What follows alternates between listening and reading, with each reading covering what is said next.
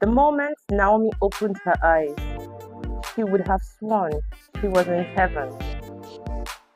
She sat up with a start and looked around. She was in the most beautiful bedroom she had ever seen.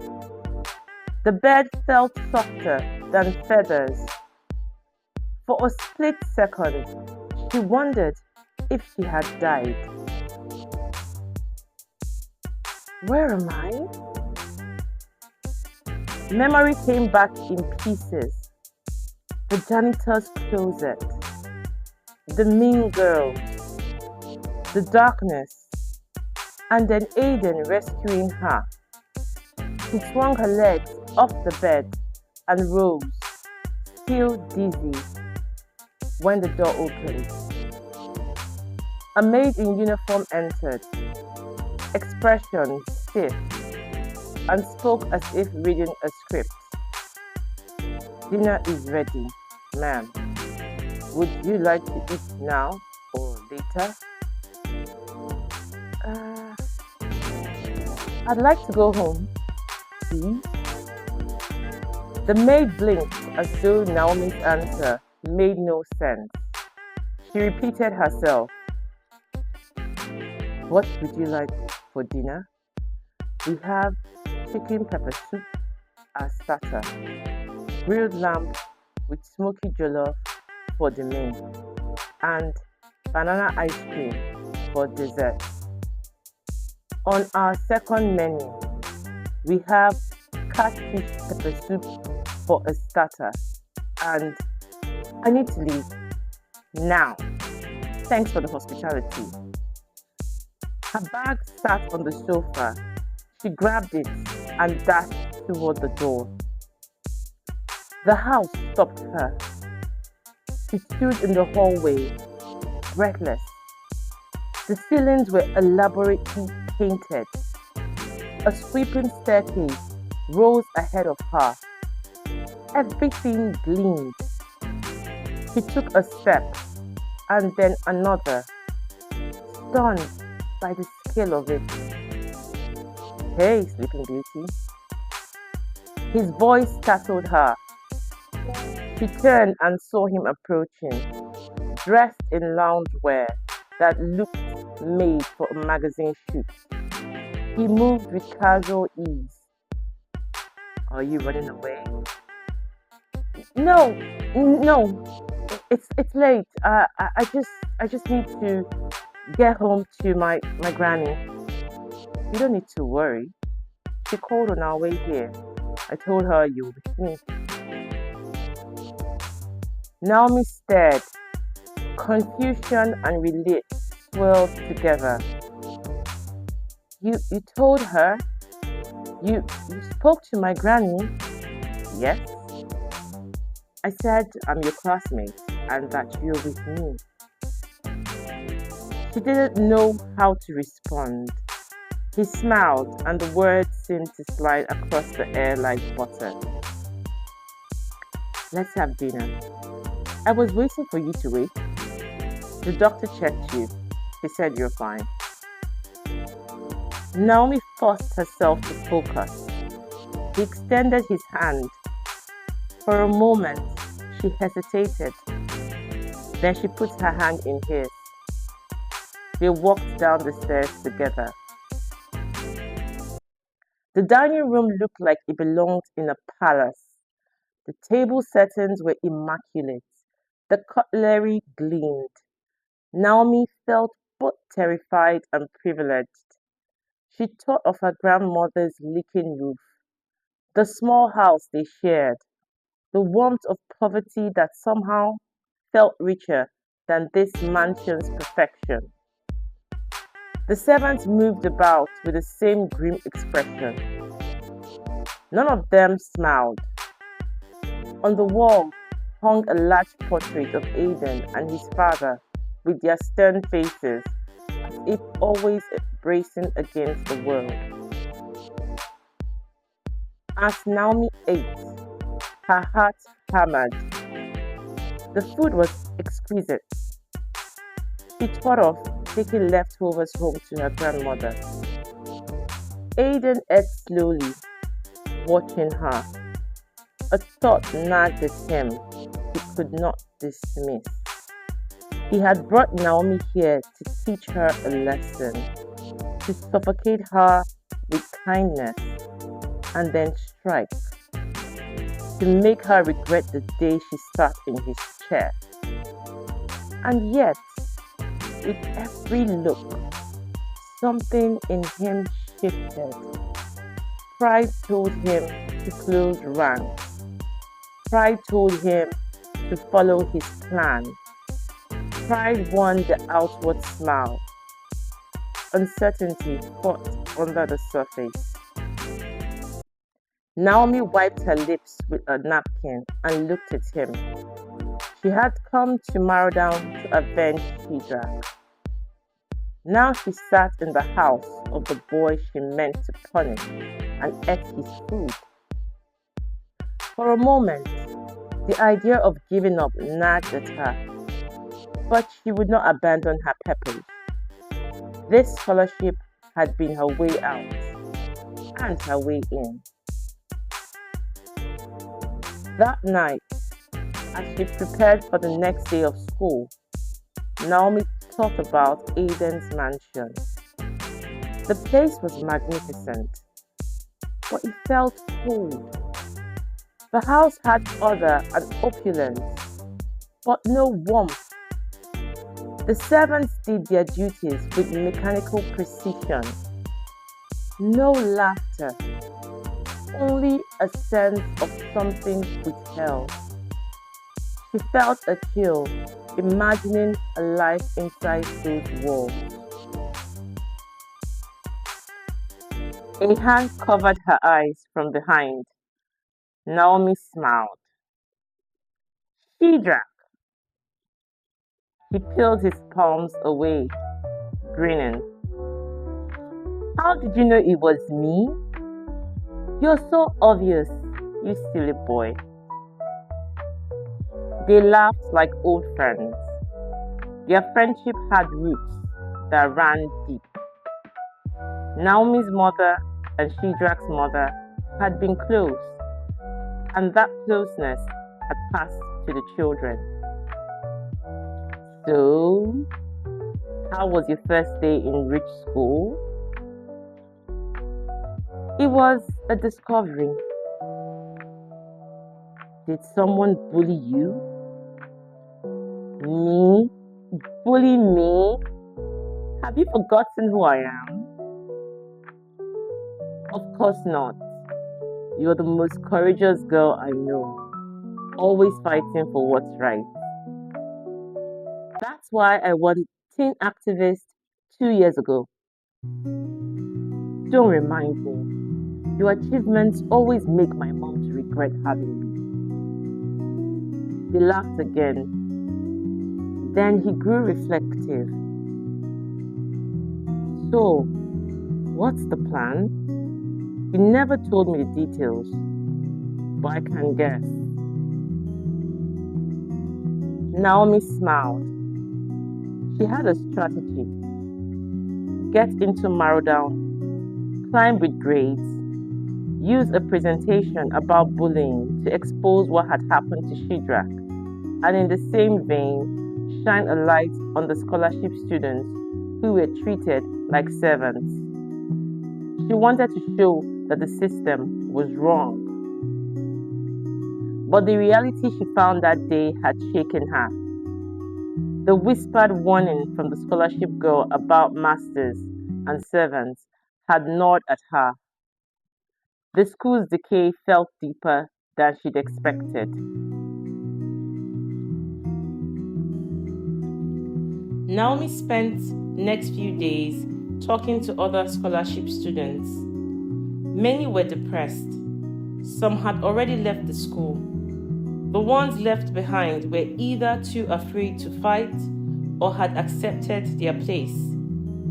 She wrote down everything she saw and took the notes to the principal's office. Sunlight filtered through the principal's window, and he leaned back and read her petition. He smirked. and looked at her as though the idea amused him. "And what is this exactly?" "A petition against the enslaving of scholarship students in the school." "I see you are the only one who signed this." "Yes, sir." "I can't do anything when you are the only signature. Last I checked, there are 30 scholarship students in Marudan.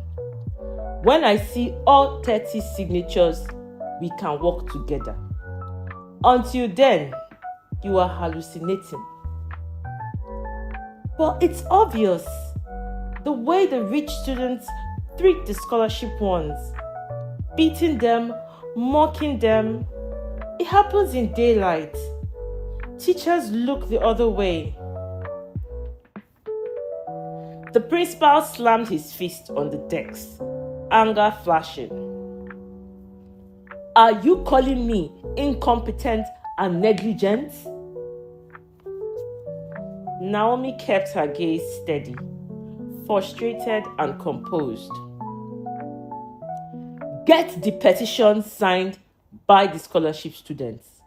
If 20 of you sign, then I will look into it. Otherwise, I won't. Now get back to class." Naomi left the office with the papers clutched in her hand, more determined than before. The fight had just begun. All afternoon, during break, she tried to speak with the other scholarship students. She pleaded, explained, reasoned, but none of them would sign the petition. Each one smiled nervously, pretending not to understand. Suddenly, no one was enslaved. No one was mistreated. No one wanted to be seen taking sides. Naomi realized she would have to fight this battle alone. From across the hallway, Aiden watched her move, from classroom to meeting, from meeting to the principal's office and back again. He shook his head. He had never met anyone like her. The girl was relentless, stubborn, and impossible to ignore. And the fact that she got under his skin irritated him more than he cared to admit. He was still lost in thought when Kesiena appeared, twirling her hair. "My birthday is this weekend." "Happy birthday." His tone was flat, uninterested. Just like every other popular girl in school, Kesiena wanted a piece of Aiden Balogun. The name, the fame, the power. But Aiden didn't care. He dated a few girls before, all fleeting distractions. When he got bored, he moved on. "I'm throwing a party at my place, a pool party. It's going to be fun. You should come." "Not interested." Before Kesiena could respond, Amanda, her closest friend, walked up and spoke to her. "Are you inviting that pauper?" "You mean Naomi?" "Of course. Maybe we can throw in some extra fun at the party." Without thinking, Aiden spoke. "I'll be there." The words came out before he could stop them. Kesiena's eyes widened in shock. So did Amanda's. Aiden Balogun never attended parties. She'd only asked to try her luck, but she'd known he'd say no even before he did. "Thank you, Aiden. This is going to be my best birthday ever." Aiden said nothing. He regretted it instantly. Later that day, Naomi went near the school entrance. Her eyes darted around, half expecting to be ambushed again. She hadn't yet addressed what Kesiena and her friends had done to her. There were too many other fires to put out. She stiffened when she saw them walking toward her. "What do you want? I won't let you lock me up again." "Relax, Naomi. I want to apologize. You're brave and smart, unlike most scholarship kids. We'd like to, have you as one of us." Naomi stared at her, unimpressed. "Kesiena's birthday is this weekend. You have to come. And if I don't?" "Hey, we're offering a truce. Let's be cool. What do you say?" Naomi's mind worked fast. If she wanted to change things, she needed leverage. "I'll come, but on one condition." "Name it." Amanda and Sophie exchanged nervous glances. "If you're really making peace with me, then extend that same hand to the other scholarship students." Amanda scoffed. "Are you crazy? Who do you think you are to make demands?" "Done." Amanda and Sophie gasped. "If that's what it takes for you to come to my party, fine. I'll organize a meeting with the class, but that would happen after the party. There, we'll talk about ending the whole master servant nonsense." Naomi smiled. "It's a deal." The day of the party arrived. Naomi stood before her wardrobe, frowning. Every outfit she owned was either old or faded. She picked up a loose top and started mending it with needle and thread when her grandmother entered, holding a box tied with a ribbon. "Naomi, a dispatch rider brought this. He said it's for you." "For me?" Her grandmother set it down and left. Naomi untied the ribbon, lifted the lid, and gasped. Inside, wrapped in silk, was the most beautiful dress she had ever seen. A card rested on top. She picked it up and read aloud. "From Aiden?" Her heart tethered. Aiden had sent her a dress for the party. All week, he had barely spoken to her beyond the occasional good morning or what's for lunch. He was a man of few words. This gesture caught her completely off guard. A voice from the doorway startled her. "Where's that dress from?" Still holding it to her frame, Naomi turned. Shadrach's eyes were hard, hurt showing behind them. "Oh, Shadrach, why didn't you knock?" He stepped closer, grabbed the dress, examining the fabric. "This looks expensive. Where did you get it?" He glanced at the price tag and froze. 1,700,000 naira for a dress? He nearly shouted. Naomi snatched the dress back. "What's wrong with you, Shadrach? You shouldn't barge into my bedroom like that. The door was open. Still, you should have knocked. It's my privacy. He exhaled, guilt softening his tone. I'm sorry, but this is too much. Where did it come from? Someone gifted it to me. Shidrak's expression fell. Is this part of your revenge plan? What are you saying? You promised to get even with that billionaire's son. And now this? A 1 million naira dress? For revenge? I just received it. Look, I was about to mend my old top when he came. His eyes fell on the needle and thread beside her chair. He sighed, ashamed. Naomi, I'm sorry.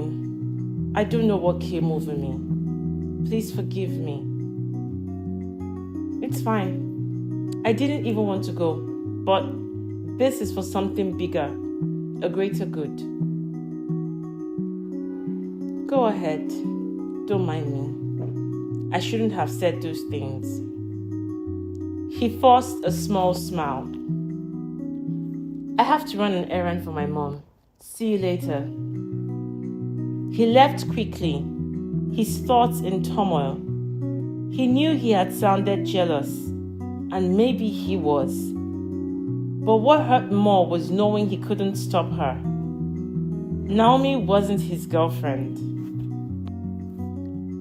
As he walked down the road, a sudden thought hit him. He stopped, a new resolve forming. No more waiting in the shadows. I'll ask her to be my girlfriend. It's now or never. And with that, he hurried down the street, his heart pounding, a boy with a plan and a storm brewing ahead. Exotic cars pulled into the driveway, one after another. Engines purred, lights flashed, music drifted through the air. Kesiana's house stood nestled among lush greenery, a mansion straight out of a magazine. As Naomi stepped out of the taxi she had taken all the way there, a sharp wave of regret hit her. Her cab looked like scrap compared to the fleet of luxury cars glittering under the lights. This wasn't her world. And for the 100th time, she asked herself why she had ever won or accepted that scholarship to Marathon High. Up on the balcony, Kesiana stood, sipping juice, her silk robe glinting under the chandelier lights. She scanned the crowd, eyes sharp as a hawk's, until she saw Naomi walking through the gate, chin lifted with quiet dignity. Kesiana's lips curved into a cruel smile. She couldn't wait to see Naomi humiliated. Amanda and Sophia joined her at the balcony railing. Look at her. How dare she walk in here all high and mighty?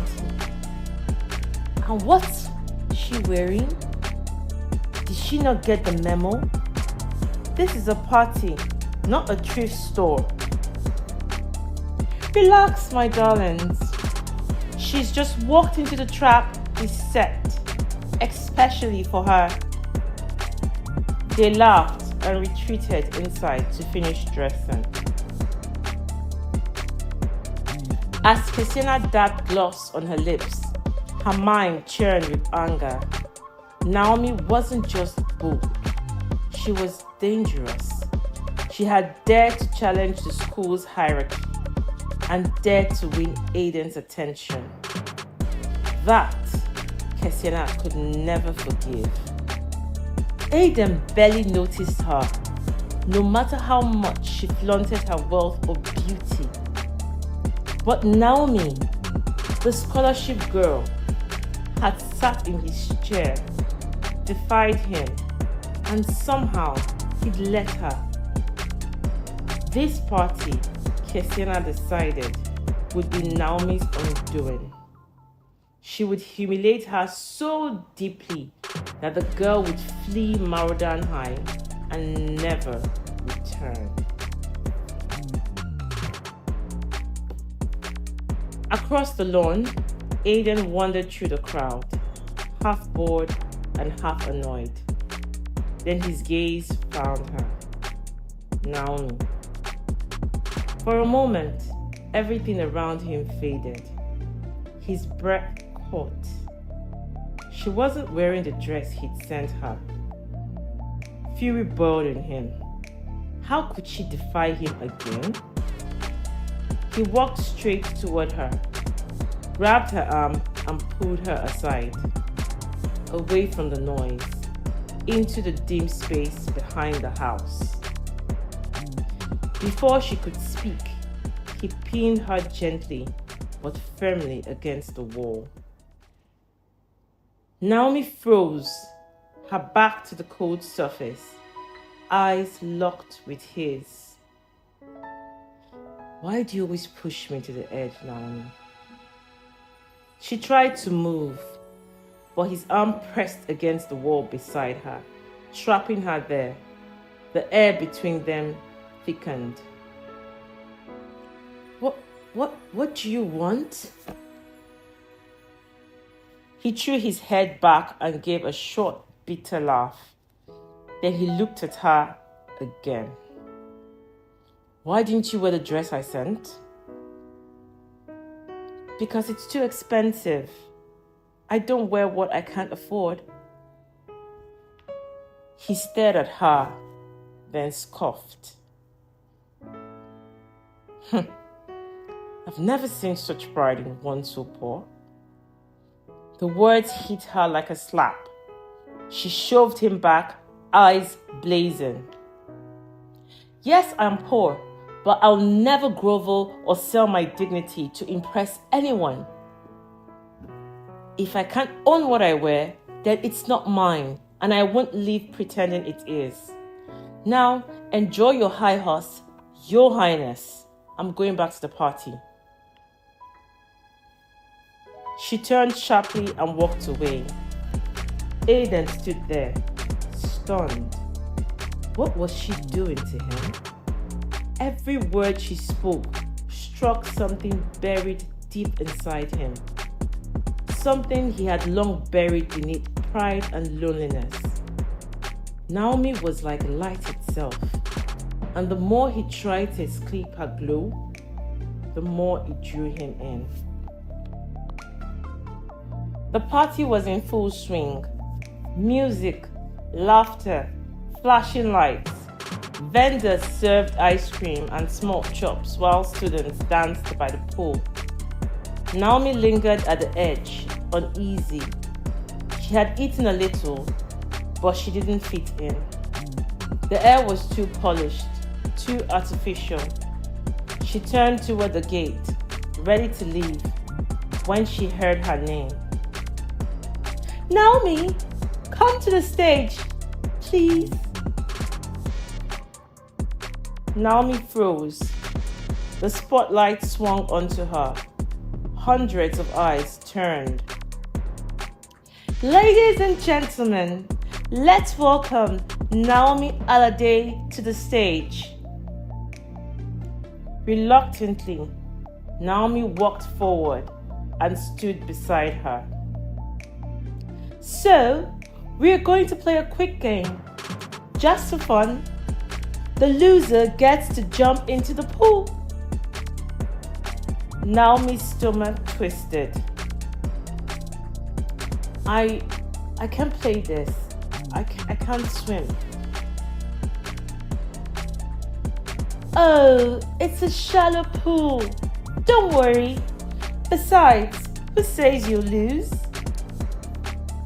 Naomi knew it was a setup, but it was too late. Everyone was watching. We'll take turns answering questions. If you get it wrong, you swim. Simple. The crowd cheered. Cassiana picked her question first, smirking as she unfolded the paper. How many cars does the founder of Marathon High own? Easy. 15. He's a family friend.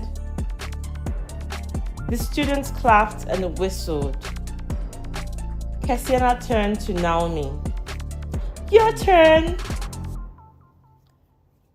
Naomi reached into the bowl and unfolded her slip. Her heart sank. What's the name of Aiden Balogun's favorite car? And what's the color? Cassiana grinned. Come on, Naomi. You can do this. I'll give you a hint. He has many, but one's his favorite color. Naomi sighed. I have no idea. The crowd booed. Then you know what happens next. Naomi panicked. Wait, I can't swim. Before she could finish, Amanda and Sophia grabbed her arms and pushed. Naomi screamed as her body hit the cold water with a splash. Laughter erupted.